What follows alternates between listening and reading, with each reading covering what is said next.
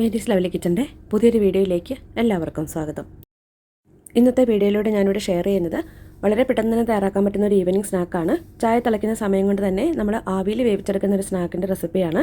നമ്മളിത് തയ്യാറാക്കുന്നത് നന്നായിട്ട് പഴുത്ത പഴം വെച്ചിട്ടാണ്. ഇവിടെ ഞാൻ ചെറുപഴമാണ് എടുത്തിട്ടുള്ളത്. ഏത് പഴം വേണേലും എടുക്കാം. ഇത് നന്നായിട്ട് പഴുത്തിട്ടുണ്ട്. ഇത്രയും പഴുത്ത പഴം നമുക്ക് കഴിക്കാനായിട്ട് മടിയായിരിക്കും. അപ്പോൾ ഞാൻ ഇത് കൂട്ട് ഒരു 5 പഴമാണ് എടുക്കുന്നത്. ചെറിയ പഴമായതുകൊണ്ടാണ് 5 എടുക്കുന്നത്.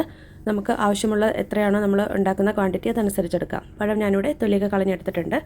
ഇനി നമുക്കിതൊരു മിക്സിയുടെ ജാറിലേക്ക് ഇട്ട് കൊടുക്കാം. അതിന് മുമ്പായിട്ട് ഇതിലേക്ക് ചേർക്കാനുള്ള ഇൻഗ്രീഡിയൻസ് ഞാനിവിടെ 2 മുട്ട എടുക്കുന്നുണ്ട്. ആ 2 മുട്ടയും കൂടെ ഇതിലേക്ക് പൊട്ടിച്ചൊഴിച്ച് കൊടുക്കാം.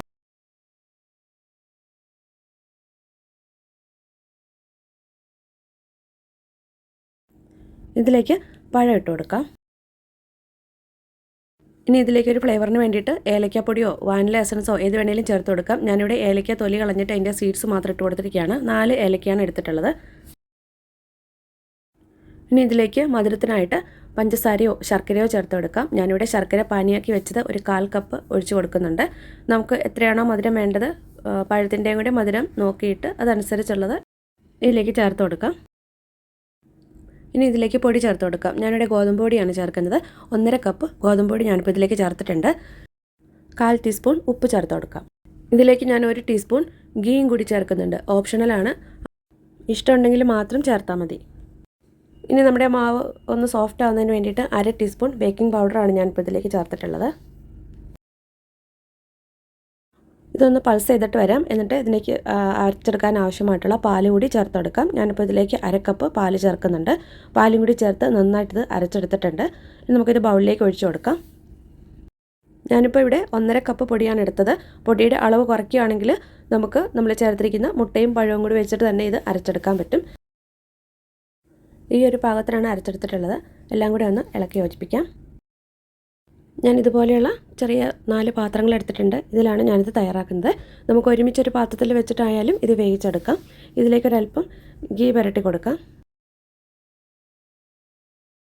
പാത്രങ്ങളിലേക്ക് നമുക്ക് മാവ് ഒഴിച്ചു കൊടുക്കാം.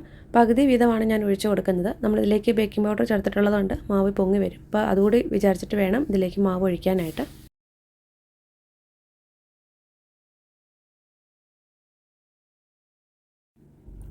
എല്ലാ പാത്രങ്ങളിലും നമ്മൾ മാവ് ഒഴിച്ച് കൊടുത്തിട്ടുണ്ട്. ഒന്ന് ചെറുതായിട്ട് ടാപ്പ് ചെയ്ത് കൊടുക്കാം. അതിൽ എയർ ബബിൾസ് ഉണ്ടെങ്കിൽ അതൊക്കെ ഒന്ന് പോകാനായിട്ട്. ഇതിൻ്റെ മുകളിലേക്ക് കാഷ്യൂ നട്ട്സും കിസ്മിസും ഒക്കെ വെച്ച് ഒന്ന് ഡെക്കറേറ്റ് ചെയ്തെടുക്കാം. ഞാനിപ്പോൾ ഇതിൻ്റെ എല്ലാ മുകളിലേക്ക് കാഷ്യൂ നട്ട്സും കിസ്മിസൊക്കെ വെച്ചിട്ടുണ്ട്. ഇനി ഒരു 15 മിനിറ്റ് ഇത് ആവിയിൽ വേവിച്ചെടുക്കാം. അടപ്പിൽ നിന്നും ഇതിലേക്ക് വെള്ളം വീഴാതിരിക്കാനായിട്ട് ഞാൻ ഇതിൻ്റെ മുകളിലേക്കൊന്ന് അലുമിനിയം ഫോയിൽ വെച്ച് കവർ ചെയ്തിട്ടുണ്ട്. ബാക്കി വന്ന മാവ് ഇതുപോലെ ഇഡലിയുടെ തട്ടിൽ ഞാൻ അതുപോലെ ഒന്ന് വെച്ച് കൊടുത്തിട്ടുണ്ട്. ഇപ്പോൾ നമ്മുടെ പലഹാരം റെഡി ആയിട്ടുണ്ട്. അപ്പോൾ ഞാനത് തണുക്കാനായിട്ട് എടുത്ത് പുറത്ത് വെച്ചിരിക്കുകയാണ്. ഇപ്പോൾ അത് തണുത്തിട്ടുണ്ട്. നമുക്കിതുപോലെ പെട്ടെന്ന് തന്നെ പാത്രത്തിൽ നിന്നും ഇളകി കിട്ടും. നല്ല സോഫ്റ്റ് ആയിട്ടുള്ള പഞ്ഞി പോലെയുള്ള അപ്പമാണ്. ചെറുപഴം ചേർത്ത് നമ്മൾ തയ്യാറാക്കിയ പഞ്ഞി പോലെ സോഫ്റ്റായ അപ്പം ഇവിടെ റെഡിയാണ്. അപ്പോൾ നമ്മൾ ചായ തയ്യാറാക്കുന്ന ആ ഒരു സമയം മാത്രം മതി നമുക്കിത് തയ്യാറാക്കാനായിട്ട്. എല്ലാവരുടെ വീട്ടിലും ഇതുപോലെ പഴം നന്നായിട്ട് കറുത്തു പോകുന്ന ഒരു അവസ്ഥ ഉണ്ടാവും. അപ്പോൾ നമ്മളത് സാധാരണ എടുത്ത് കളയാണ് ചെയ്യാറുള്ളത്, കഴിക്കാൻ മടിയായിട്ട്. അപ്പോൾ അതിങ്ങനെ കളയാതെ ഇതുപോലെ നമ്മൾ പലഹാരം തയ്യാറാക്കുകയാണെങ്കിൽ കുട്ടികൾക്കൊക്കെ ആണെങ്കിലും ഇഷ്ടപ്പെടും കഴിക്കാനായിട്ട്. നമ്മൾ എണ്ണയൊന്നും ചേർക്കാതെ ആവിയിൽ വേവിച്ചെടുക്കുന്ന ഹെൽത്തി ആയിട്ടുള്ള ഒരു പലഹാരമാണ്. അപ്പോൾ നമുക്കിതൊന്ന് മുറിച്ച് നോക്കാം. നല്ല സോഫ്റ്റ് ആയിട്ടുള്ള അപ്പമാണ്. ഇത് നമ്മൾ ഇഡ്ഡലിയുടെ തട്ടിൽ വെച്ച് വേവിച്ചെടുത്തതാണ്. ഇന്നത്തെ വീഡിയോ നിങ്ങൾക്ക് എല്ലാവർക്കും ഇഷ്ടമായെന്ന് വിചാരിക്കുന്നു. ഇങ്ങനെ പഴം വെച്ച് നിങ്ങൾ പലഹാരമൊന്നും തയ്യാറാക്കിയിട്ടില്ല എന്നുണ്ടെങ്കിൽ ഇതുപോലെ ഒന്ന് തയ്യാറാക്കി നോക്കുക. ഇത് തയ്യാറാക്കാനായിട്ട് ഗോതമ്പ് പൊടിയോ അരിപ്പൊടിയോ റവയോ ഏത് വേണമെങ്കിലും നമുക്ക് എടുക്കാം. പിന്നെ ഇതിലേക്ക് ഞാൻ മാവ് സോഫ്റ്റ് ആവാനായിട്ട് ചേർത്തത് ബേക്കിംഗ് പൗഡറാണ്. നമുക്ക് ബേക്കിംഗ് സോഡ വേണമെങ്കിലും ചേർക്കാം.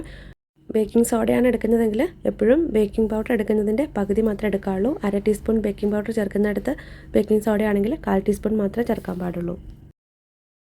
വീഡിയോ ഇഷ്ടമായെങ്കിൽ നിങ്ങളുടെ ഫ്രണ്ട്സിനൊക്കെ ഷെയർ ചെയ്ത് കൊടുക്കുക. പുതിയൊരു വീഡിയോയുമായി നമുക്ക് വീണ്ടും കാണാം.